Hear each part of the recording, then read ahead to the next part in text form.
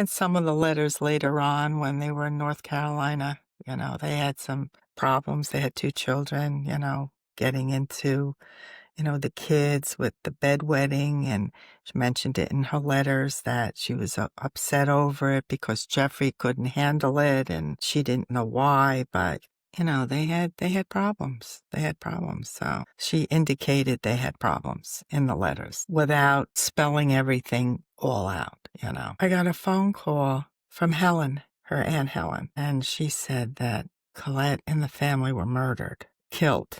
Jeffrey's in the hospital. He's wounded. And that's how I found out. Why was he alive? She said that both children were dead and that Colette was dead. I had no idea how tragic this thing was, how she died, and how many times he stabbed her. We didn't know. I didn't know. It all came out, and I visited Mildred and Freddie in their home in Stony Brook, where they lived at the time. And, we sat at the table, and Freddie had, excuse me, copies of the reports from the Army intelligence. And he kept saying to me, there's so many inconsistencies here. There's just so much wrong. And she was so overkilled. And that's when Freddie started getting involved with the investigation. Well, it was split. A lot of guys could say, no, not, Jeffrey. Even myself, because of how she died and her children died, I couldn't fathom that he could possibly do this. My husband, on the other hand, said to me, day one, he did it. He was a narcissist. He was all about him. It wasn't about her. I could see it, but she couldn't see it, because she loved him. Well, I think the turning point for me was, how Freddie described everything, the scene in the house, the fact that she had little Valentine cards on her credenza, and that if you walk past the credenza, they would all fall because that's what cards do.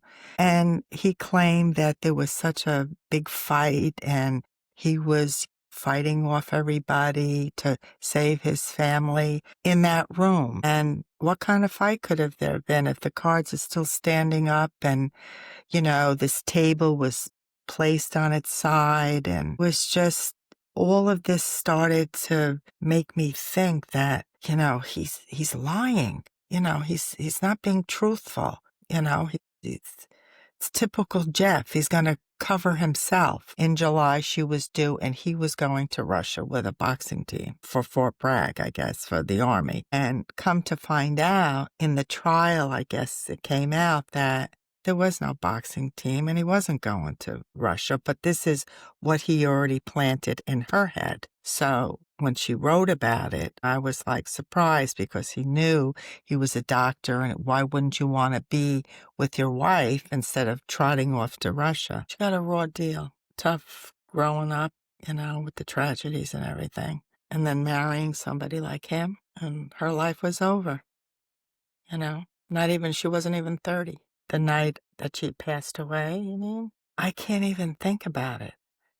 Just knowing how she died is a nightmare. She was so overkilled, and her children, that you can't relate to it. I can't even fathom it. I can't even picture it. I don't want to picture it.